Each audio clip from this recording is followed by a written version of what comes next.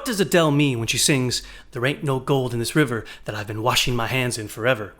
Well, first of all, this is figurative language, and to be more precise, it's an implied metaphor. An implied metaphor compares two unlike things without direct comparison. In other words, one of the ideas or objects being compared is not stated, so we must infer what Adele is comparing the river to. I opine, Adele is likely comparing the river to a romantic relationship. For example, the river, i.e. the relationship, no longer has value, no gold. To wash her hands in the river describes her participation in the relationship. And when you think about it, the comparison of a river to a relationship is appropriate. Although rivers appear to remain static and constant, the reality is they are always in ebb and flow, forever changing, slipping away from time itself.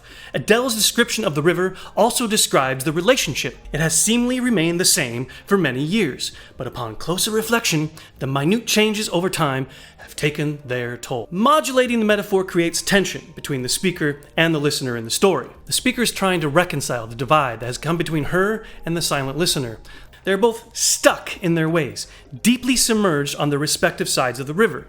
While the speaker is contemplating reconciliation, "I know there is hope in these waters," the listener's silence implies they have no intention of crossing the divide. This tension leaves the speaker with a decision to make: either cross the river to her old lover or leave this relationship behind. As the song progresses, the speaker provides reasons for the decision she inevitably makes. She was too young when she made important decisions. She tried to be the person the listener wanted. She tried to be positive, but ultimately, the distance between one side of the river and the other became too far to swim. So the final release of tension culminates bittersweetly. The speaker must give up this relationship. Throughout the course of her career, Adele has maintained a very consistent aesthetic.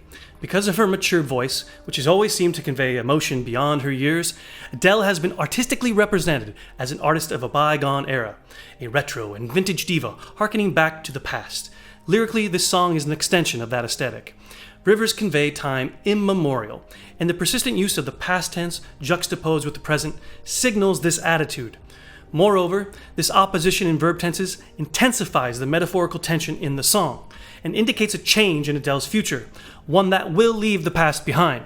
Rather imaginatively, the video for this song maintains the metaphorical tension present in the lyrics, but instead of sticking Adele knee-deep in a river, she is framed in an old home, in ill repair and lacking care. The contrast between bright sunlight and dark shadows within the house creates a visual representation of the relationship's divide. The constant use of wind replaces the constant flow of the river, and our silent listener of the song is simply represented as nowhere to be found. He is on the other side of the phone, unwilling to engage with Adele. She leaves the relationship, the old home, behind for the windy and meandering roads. In other words, the currents and path of the river.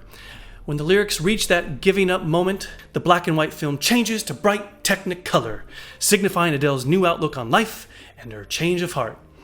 Through all this visual representation of the lyrics, Adele's overall aesthetic remains. The home and use of black and white cinematography doubly work to represent the pastness of times gone by, and the vintage suitcase, cars, and anachronistic tape cassette all serve to maintain Adele's retro aesthetic. Up to now, I have maintained that the lyrics and visuals are an implied metaphor for a romantic relationship. And for many listeners, this interpretation will likely be the most universal and personally relatable. But what if Adele is writing of her fans? Could it be that the Adele of the past is just that, the past?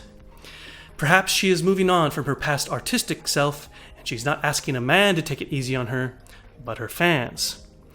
With this new outlook, possibly a whole new aesthetic and artistic persona is also on Adele's horizon. Will you take it easy on her? Until next time, read hard, write hard, think hard.